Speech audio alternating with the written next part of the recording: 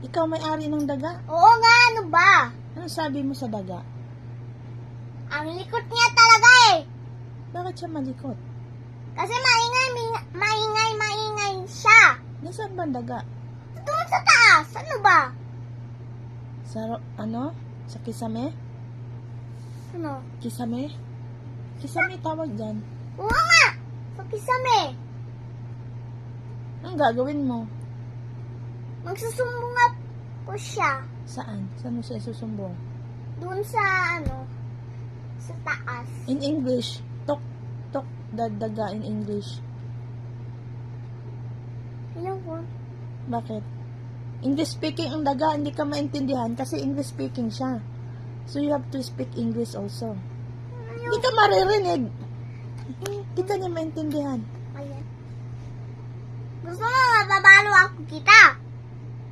Kung gusto mo, magsusumbong ako kita, Mami! Kanino? Ikaw! Saan mo ako susumbong? Sa daga? Eh, hindi nga siya nakakaintindi ng Filipino, ng Tagalog. Hey, what's up? Rat, like that. Ano ba yan? Ayaw kita ganyan na. Kasi siya, Amerikano siya na daga. Talaga? Galing siya ibang bansa. Galing siya Amerika. Talaga? Kaya siya English speaking. Ayaw nga pala. So, talk to a rat in English. In English, not Filipino. What a rat doing? What a rat doing? Hi, Dara. Hey, what's up? What's up? Rat, why are you scratching? I hear it. Maybe you're stepping. I hear something.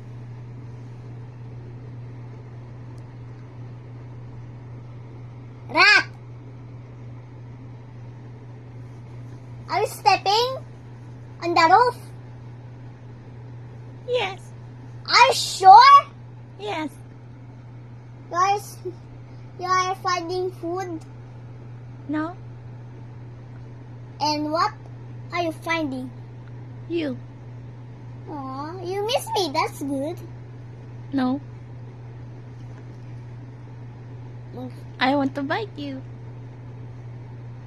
So, I'll buy you cheese if you want. Okay. Thank you. You're welcome. Can you show mommy? What? Something is really good ending. Good ending? Yeah. What's good ending? The ending. End of the video? Yeah. Si bye-bye. Bye. Bye, guys. Nag-vlog ka na? Yeah.